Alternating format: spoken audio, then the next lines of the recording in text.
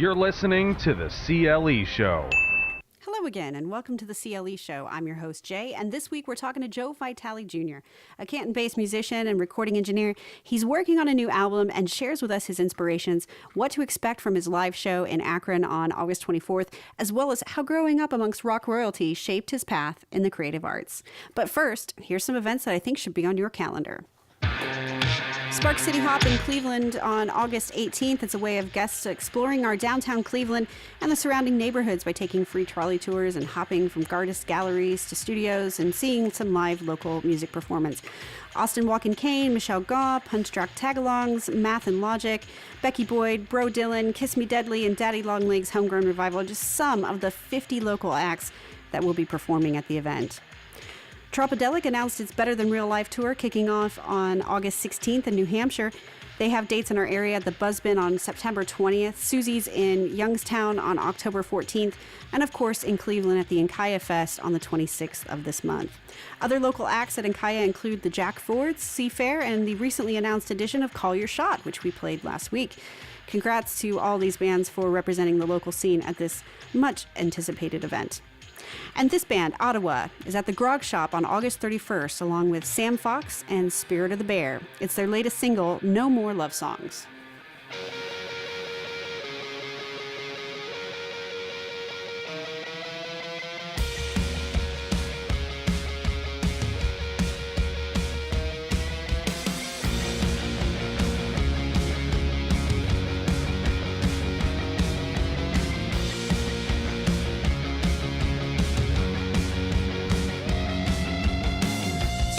In the mirror, what do you see?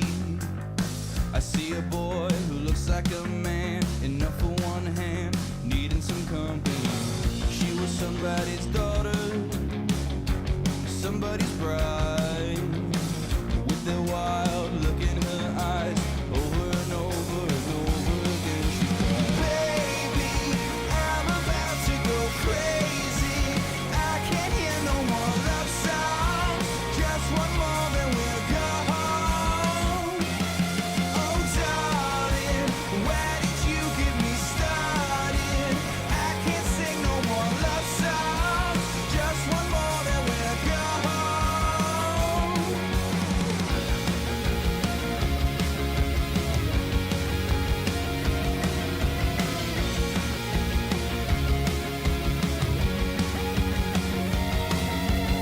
There's only one, it's you and me.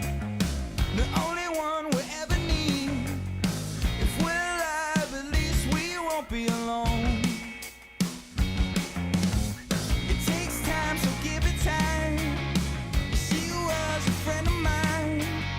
If we're alive, at least we won't be alone.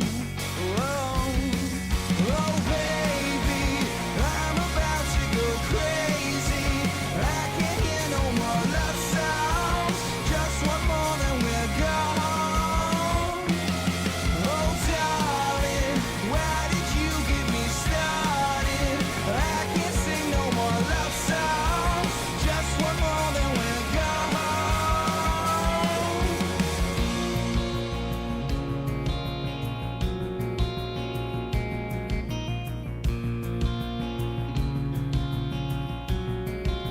Just one more, we're gone.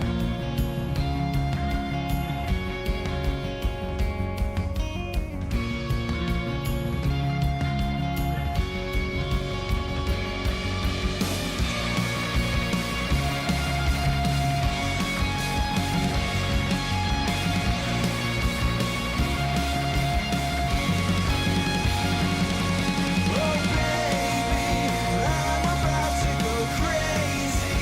I can't hear no more love songs. Just one more, then we'll go home. Oh, darling, why did you get me started?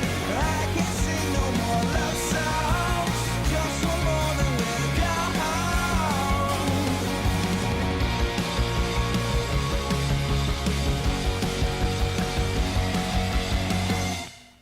Before we get to Joe Vitale Jr., here's one of his tracks from his solo release, Never Looked Back.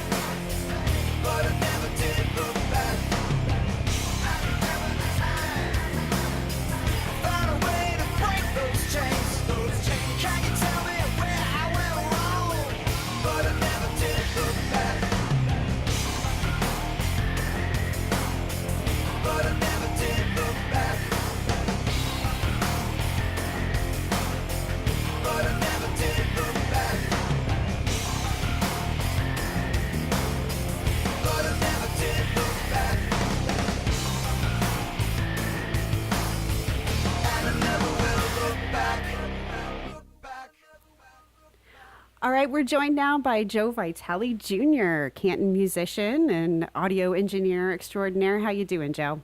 I am doing fantastic. How are you doing tonight? I'm very well. And a little birdie tells me that you're working on a new album.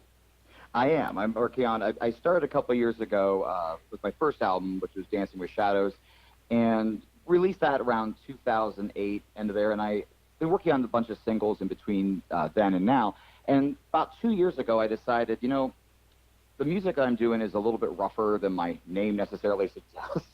So I decided to start a band called Ravenwood, which is still me essentially, but it's more focused. The music is a lot more rugged, and it's a lot of fun. We have a really good show and a really good time doing it. So I wanted to sit down and start, I'm like, I need to start putting a new record together. So about a year ago, I started writing a bunch of new material, and it's coming along real nicely, and it should be released later this year. And it's going to be called Ravenous? Yes. Which works very good with the band name. So how does it differ from some of your solo stuff? Is it still leaning towards that industrial rock? Absolutely. Well, on my first record, I was trying to kind of figure out who I was as a writer. I've been writing music since I was about 14 years old, but I always would jump around in a lot of different styles. I mean, when I first started out writing music, believe it or not, I actually was writing a lot of like calypso, Latin music, essentially. I love growing up. I love that music. And so I started writing. That's how I learned to write music, actually. And then the more I started, getting the older I got and stuff and started playing other instruments, I started realizing how much I love synthesizers and how much I love kind of the rugged nature of industrial music. And it kind of led to where I'm at now. On my first album, it was a lot like I refer to as kind of a spaghetti album. It's where you throw it against the wall and see what kind of sticks. Yeah. But like when I first started writing, some of the songs on the first record were actually a little more pop, let's say rock pop heavy, in that sense, or pop rock. But anyway, then I started writing songs like Dance with Shadows, She Intoxicates, By Yourself Destruct, and that's when I started kind of leaning into the industrial realm that I'm in now. But I try to write, the music I try to write is industrial music with like a positive message. My whole kind of message of my music is triumph over adversity. And so I feel that the two go together real nicely and such. And then this record, I decided to make it a lot more focused. So as I'm writing songs, because again, I can write in different styles, I was like, okay, we need to make some rules up here so we stay in one vein of music and that. So this one's a lot more focused, a lot more raw emotion, a lot more right from my brain right to the track, essentially. And so obviously you studied to be an audio engineer, and we were talking a little bit about that before we hit record. So how does that impact the way you approach writing and recording an album? Well, it helps because one of the things I'm really big on is to have that little bit of sounding different, in that sense of, not that there's anything wrong with any whatever's the current sound out, but I always like to be just that one notch past what's normal. And being an audio engineer allows me to come up with the sound design and the structure and how I want the whole record to sound in my head even before I start recording it. So growing up around my dad and being with other bands and in studios and stuff, I learned how that worked from that process. And then writing music, I was working in my own little private studio in my parents' basement when I was a kid. I learned how to track and how to record, correctly record guitars and stuff like that. And so that now it allows me to actually break some of those rules if I want to make something a lot more, shreddy or whatever sound I'm going for. I know the correct process how to do it, but sometimes if you change things up a little bit, you can create something that didn't necessarily, it comes out sounding great, but it's not exactly the way you would necessarily go about doing it. So it really helps dramatically because, one, I save on studio costs, but it also allows me to approach music from two different directions at once, both as the writer and as the engineer. And what sort of projects do you get involved in, outside of the music? I know you're obviously at the Audio Kitchen, but I saw you've got a number of other projects on the go as well. So what sort of things sort of keep up your time? Well, it varies. What I've always done is, as I was growing up, in a sense, like when websites first came out around the mid-1990s, I sat there going like, I really want to have a website. So I didn't really know anyone who did that. I want one of those newfangled things. Yeah, exactly. Well, yeah. I mean, it was funny because I didn't get my first computer could even access the net until around 1996. Joe, you're aging yourself this is kind there. of dating that's right. It's kind of dating myself here. I was in high school, a senior in high school in '96, and I saw like AOL, and I was like, oh my gosh, this thing's amazing, and I started getting into computers then and learned I kind of had a knack for that, and it just kind of led into then. Because back then I still record even tape, back then. So it was like old school. I learned both the old school methodology and the new school. So I'm kind of a hybrid between the two, which allowed me to really, again, you can use old school techniques with new school technology, which really is a lot of fun. So it's amazing how that, goes hand in hand with what I do. But and I'm sorry, what was your first question about? I was wondering what other sort of side projects you've got on the go. That's right. I'm sorry. Yes. Okay. So yeah. Anyway, going back to that, my point is, when I wanted to have a website back then, I didn't really know anyone who did that. So I thought, well, I can learn to do this. So I started learning the process to do that. And then my mom was into television back in the 80s and 90s, and so I was around TV stuff a lot also. So my parents gave me an old Betamax camera when I was in like 6th grade. And so I started learning to do video work. So I started doing that realm and then got into graphic design. So what I ended up doing now essentially is a lot of different artistic projects around all that kind of media. So from audio to film to graphics to web, it's all kind of incorporated together. Yeah. So some of the other projects I work on, I do some web design for some different artists or friends of mine. I do a lot of video production. I have a film company, and my video partner and I actually have two separate companies that work together on everything. And I bring in music videos and films, and he brings in the commercial and really, the actual like really good paying stuff. But we work really well together, and I've worked on a bunch of different films, doing both the director of photography, directing, and so forth. And I really enjoy it. Film and music kind of were parallel in my life. So as I was growing up, I was learning kind of both of them at the same time. So, and I feel that they kind of both interact. So right now I've been doing a lot of different video projects for a bunch of different artists and groups and so forth. And did finish up a film a couple years ago with my wife, actually. My wife wrote this film called Encryption, and we both acted in it and so forth. And it won some awards and so forth. But it was a lot of fun to be able to produce that.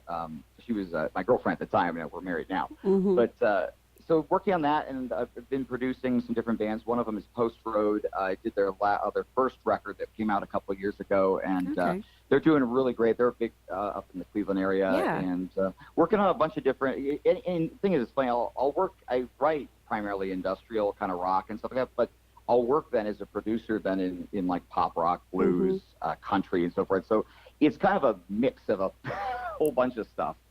I'd be remiss. I mean, obviously, your dad, a very, famous drummer.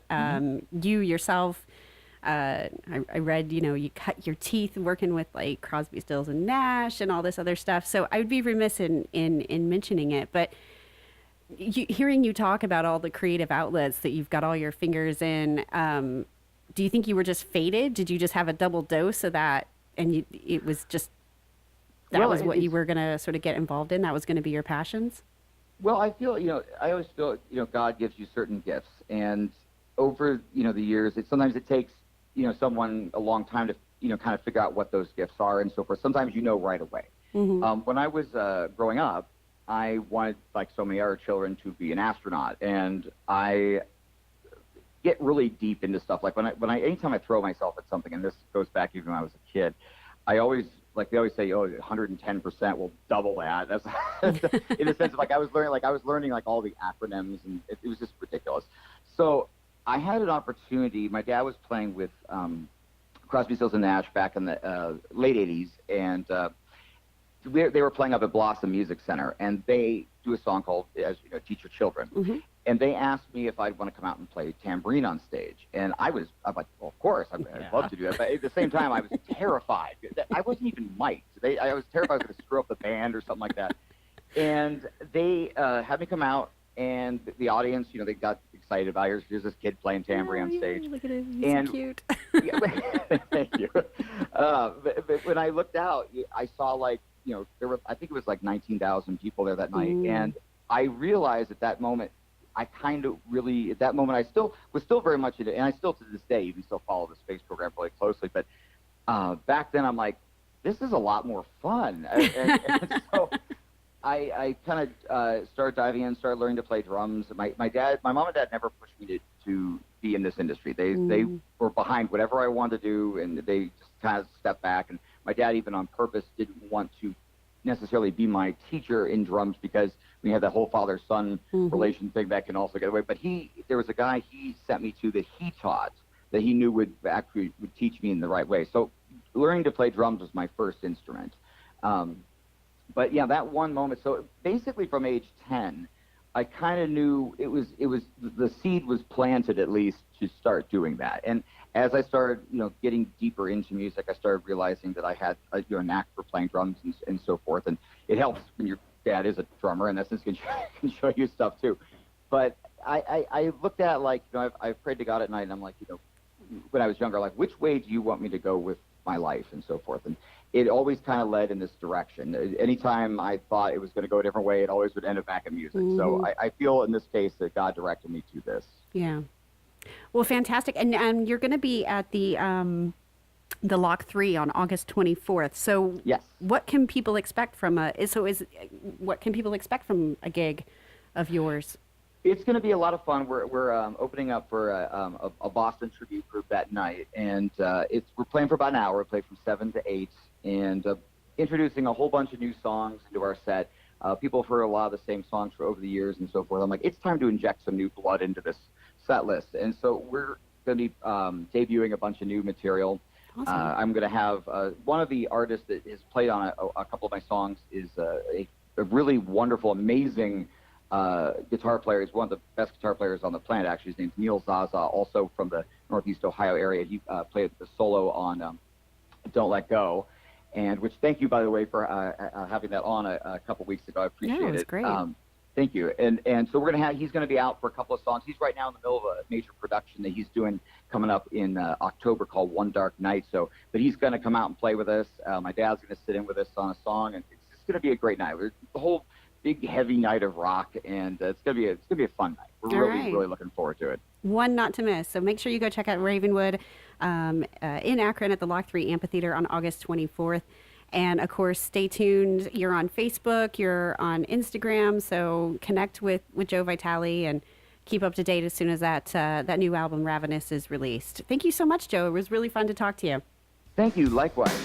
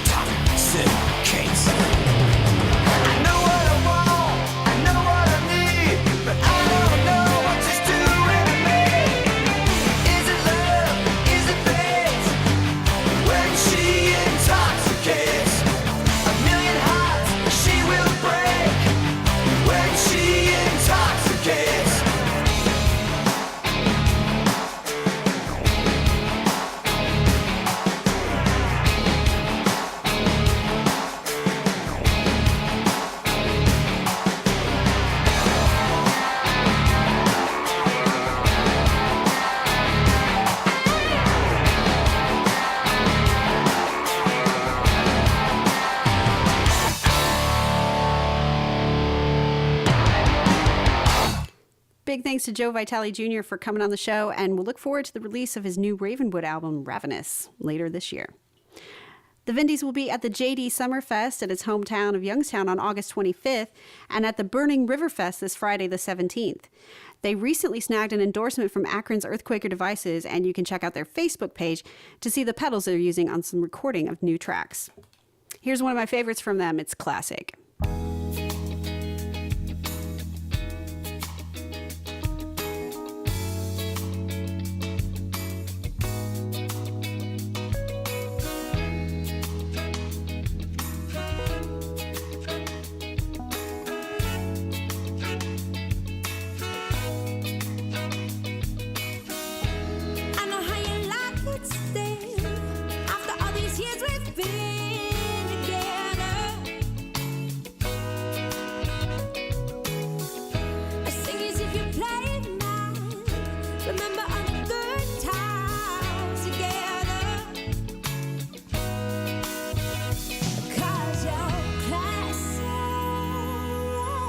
Always want me up like a smooth jazz tone.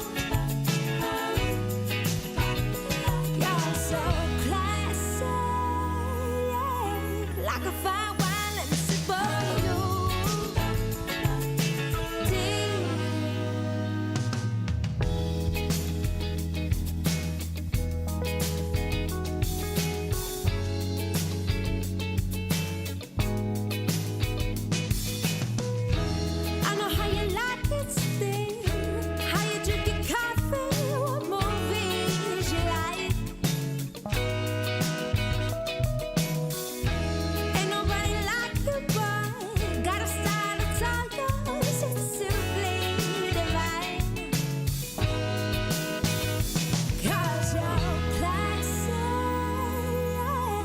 Always want me up like a smooth jazz tone. 'Cause you're classic, like a fine wine. Let me sip for you.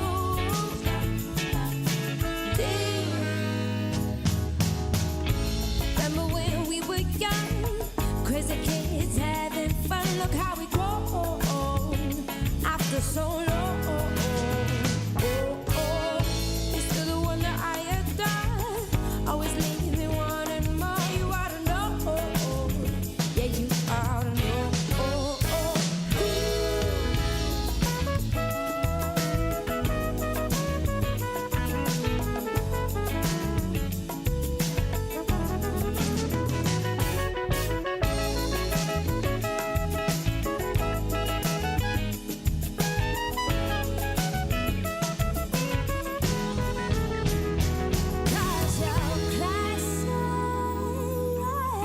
Always want me up like a smooth jazz tone.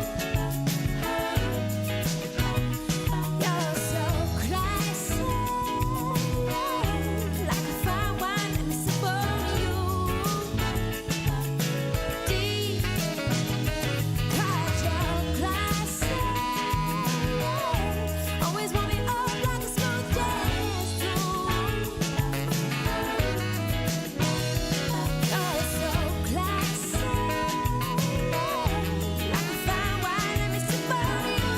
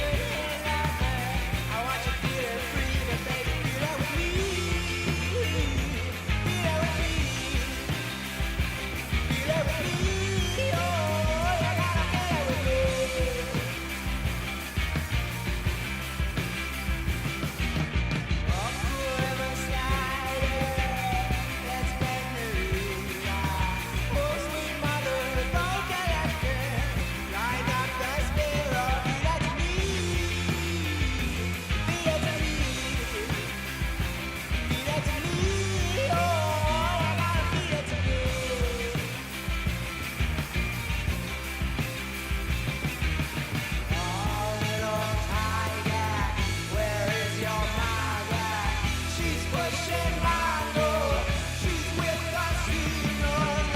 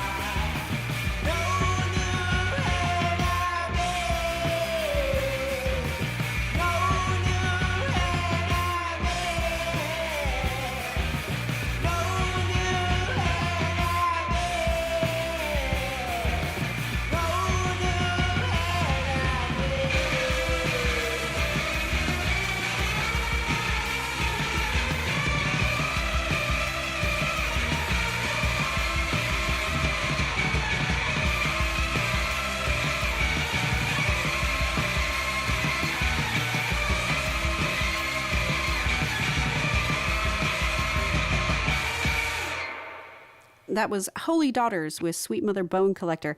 You can catch them alongside Teddy Boys when they open for Austin's Ancient River at the Beachland Ballroom on September 2nd.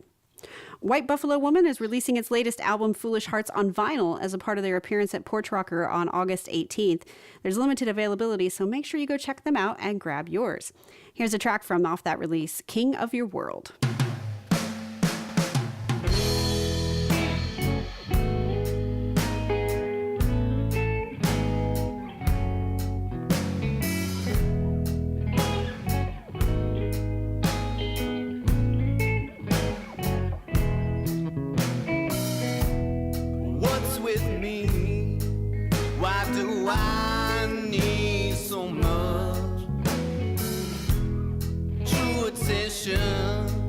In a gentle kind of touch, worried mind falling in and out of this. What we find, like there's always some to miss. I need to get right, baby. I need to know right now, baby, love.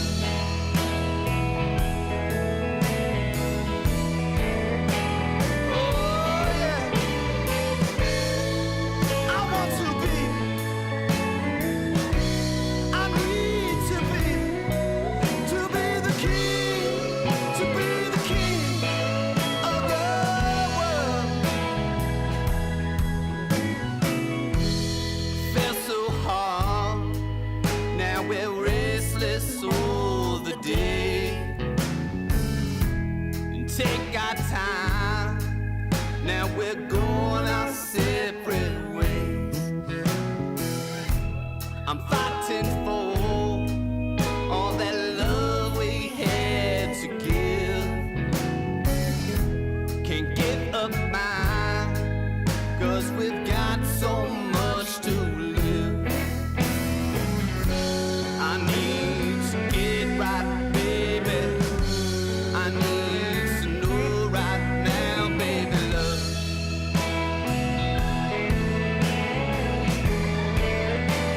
Oh, yeah. I want to be. I need to be the king, to be the king of your world.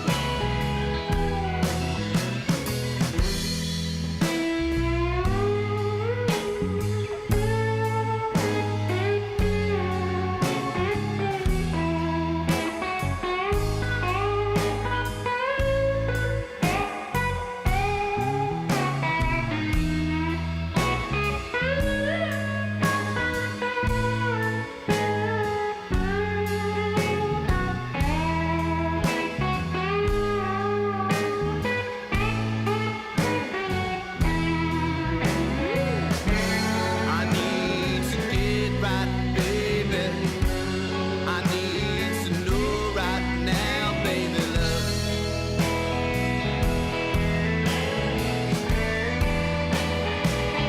Oh, yeah. I want to be. I need to be the king, to be the king of your world. Oh, yeah. Come on, wanna give it to you? Why none of this? Why me the baby? Ooh, yeah. Sunday. Oh, yeah. Oh, baby.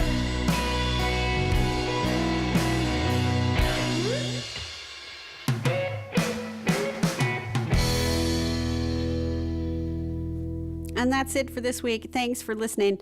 I'd love to hear from you. So if you have a story to tell or music to share, then hit me up on the CLE at gmail.com. To play us out, we've got one of our favorite punk aliens, Public Squares. They'll be saving rock and roll at the Tiki Underground in Hudson on August 25th alongside local reggae act Gingermon. Have a good one.